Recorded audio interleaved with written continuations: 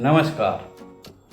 आइए आज हम कैसे अपना जीवन संवारे के तीसरे दिन में आए हैं और आज हम जानेंगे कि चरित्र को किस प्रकार हम अच्छा करें, इसको गलत जगह जाने से रोकें, यानी चरित्र का बेहतर निर्माण। कहने का तात्पर्य यह है कि जब बच्चा जन्म लेता है तो वह बेहद बहुत ही बेहतर और प्रकृति से उसका तालमेल होता है। तभी तो हम कहा जाता है कि भगवान जो है बच्चों के अंदर साक्षात देखा जा सके। अगर हमें भगवान को देखना है, हमें किसी बच्चे को देखे, हमें उसमें वो सारी गुण मौजूद दिखते हैं। यानी उनके लिए, उस बच्चे के लिए जो है सब कुछ बराबर। यानी कि बच्चा ज्यों बड़ा होता जाता है त्यों तो ये हमारे आसपास के वातावरण से कुछ न कुछ अपने ग्रहण करते हुए अंतःकरण में डालता जाता है, जिसके द्वारा ही उसका चरित्र का धीरे धीरे निर्माण होने लगता है। ये चरित्र जो हमारे जीवन का बहुत ही महत्वपूर्ण अंग है, इसीलिए हमें इसको ध्यान देकर इस पर जो है सजग रहना चाहिए कि कहीं हमारा ये गलत चरित्र का निर्माण तो नहीं हो रहा, गलत की तरफ तो हम ना जा रहे। अगर थोड़ा सा हम जागरूक रहें तो हम इसको बेहतर बना सकते। तो कहने का तात्पर्य यह है कि चरित्र का दायरा बहुत ही व्यापक है। चरित्र ही अपने गुणों के बीज इंसान के अंतःकरण में डालता है। समय आने पर वो इन गुणों के विकास से इंसान का व्यक्तित्व का निर्माण करता है। चरित्र के बीज यदि स्वस्थ हो तो नींव जो हमारे बहुत ही मजबूत होगा और चरित्र के बीज में जो है बहुत ही सहायक होगा। ठीक इसके विपरीत यदि बीज की दशा यदि घुन लगी हुई यानी वो खराब होगा, जाहिर है कि वो अच्छा जो है नहीं बना पाएगा और व्यक्ति का चरित्र कमजोर बन जाएगा। यानी कि चरित्र वह पैमाना है जिसके आधार पर इंसान को जाना व समझा जाता है।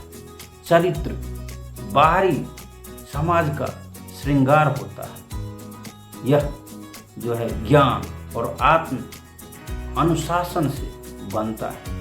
विश्वसनीयता जो है लक्ष्य की अथक प्यास और मन की पवित्रता के द्वारा नींव जो हमारे नींव को बहुत ही मजबूत करने में सहायक होता है। तो हमें इस पर ध्यान देना। कहने का तात्पर्य यह है, चरित्र संबंधी हमें बहुत सी धारणाएं लोगों ने अपने मन में पाल रखी है। चरित्र को स्त्री पुरुष के संबंधों तक ही सीमित कर दिया गया। तो हमें इससे और थोड़ा सा आगे समझना होगा कि जब इंसान का चरित्र बलवान बन जाता है तो वो पृथ्वी पर किसी भी लक्ष्य को प्राप्त करने में के काबिल हो जाता है और उस लक्ष्य को प्राप्त कर सकता है। इसीलिए हमें इस पर ध्यान देना बहुत ही जरूरी है। आइए हम एक इसी कहानी के द्वारा समझने की कोशिश करते हैं। एक बार एक व्यक्ति सत्य की खोज में जो है वो निकल पड़ता है। रास्ते में उसे एक गांव आता है, जिस गांव में वो जो है देखता है कि उसे वो एक ऐसा व्यक्ति को दिखाई पड़ता है, मिलता है जो उसका वो फैन है, यानी कि वो एक फिल्म का अभिनेता है, एक पात्र है। यानी कि जब वो उससे मिलता है तो वह बहुत खुश होता है और फिर वो जब आगे चलता है धीरे धीरे उसके और भी ऐसे बहुत से सारे बात दिखाई देते हैं जो उस गांव में जिससे वह उसको मिलने की चाहत, वो इच्छा रखता है। अब धीरे धीरे ऐसा होता है जो वह उसको देखकर वो सोचता है कि क्यों न मैं यहीं रुक जाऊं, और वह उसी गांव में रुक जाता है और जिस चीज़ के लिए वो निकला था वो लक्ष्य से भटक जाता है।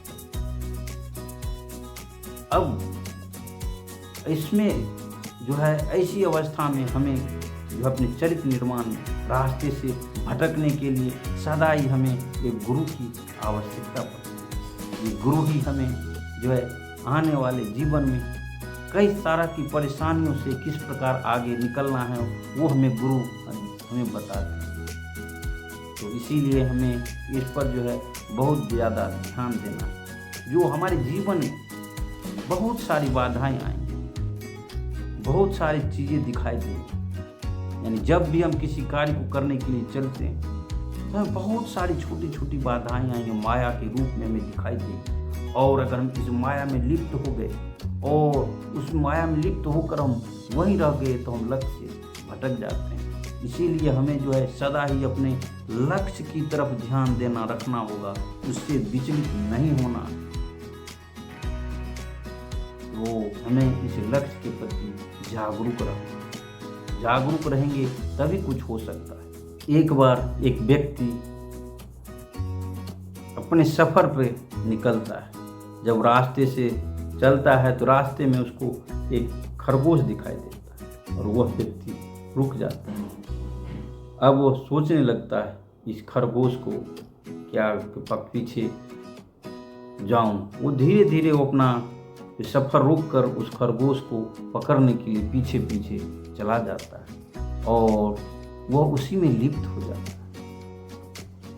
और जिस पर्पस के लिए, जिस उद्देश्य के लिए वो घर से निकला था, वह ज्यों का त्यों रह जाता है। कहने का तात्पर्य यह है कि जब हम अपनी लक्ष्य के लिए निकलते हैं तो कई तरह की चीज़ें हमारे सामने आएंगी और इस माया रूपी चीज़ों में हमें ध्यान से अगर भटका दें तो फिर हम फिसल जाते हैं। यानी कि हम उसी में भटकाव में भटकते रहते हैं। तो हमें इस भटकाव में नहीं भटकना। इससे बचाव के लिए हमें सदा ही, जैसे कि हमारे एक मेंटोर, एक गुरु जी हो, तो हमें जो है अपने सही रास्ते पे दिखाएंगे, हमें ट्रैकिंग करते रहेंगे, हमें रास्ता से भटकने नहीं देंगे और हमें सही मार्ग पर चलते हुए हमारी लक्ष्य को प्राप्त करने में बहुत ही ज़्यादा योगदान देते हैं। इसीलिए गुरु का हमारे जीवन में बहुत ही ज़्यादा महत्वपूर्ण है। यानी कि हम उदाहरण के रूप में देख लें, बड़े से बड़े व्यक्ति जो भी हैं उनके जीवन में बहुत ही महत्वपूर्ण गुरु का योगदान है। चाहे वो सचिन जी हों, यानी कि आम्बेडकर जी जो गुरु हैं उनके, जो है उनके वगैरह उनका क्या अस्तित्व। उन्हीं की वजह से आज इतने विश्व के महानतम अद्भुत खिलाड़ियों में उनको गिना जाता है। आप देख सकते हैं कि श्री रामचंद्र जी के गुरु वशिष्ठ जी थे। यानी कि जीवन में हमेशा कोई न कोई गुरु है। अर्जुन को आप देखिए, अर्जुन को अभी द्रोणाचार्य जी थे। यानी कहने का तात्पर्य यह है कि जीवन में हमें गुरु जी का बहुत ही महत्वपूर्ण योगदान है। तो आप अपने आप को पूछिए, क्या आपको एक गुरु जी की आवश्यकता है जो आपके जीवन पथ पर चलने के लिए, आपको बढ़ाने के लिए, आपके जीवन में रूपरेखा को रचना करने के लिए बहुत ही आवश्यक है।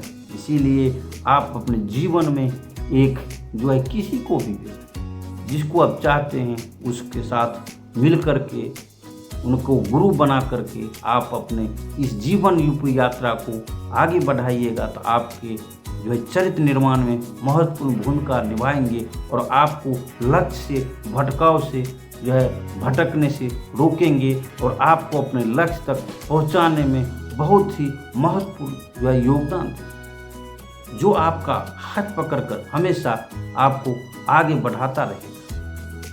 तो हमें इस बातों को अगर हम ध्यान में रख कर चलें तो हम अपने चरित्र का बेहद अच्छा तरीके से निर्माण कर पाएंगे, जो कि हमारे इस नींव को बनाने में बहुत ही महत्वपूर्ण योगदान देता है। इसीलिए हम इन सभी बातों का ध्यान रखेंगे तो हम अपना सर्वश्रेष्ठ कर पाएंगे। तो जैसा कि हमने पीछे भी बताया कि आपका जीवन आपके हाथ, आप इस पर स्वयं करें विचार। आपका जीवन आपके हाथ, आप इस पर स्वयं करें विचार, अन्यथा ये हो जाएगा बेकार। ये अवसर नहीं मिलता है बार बार। तो अब आप बदलाव करने के लिए हो जाइए तैयार।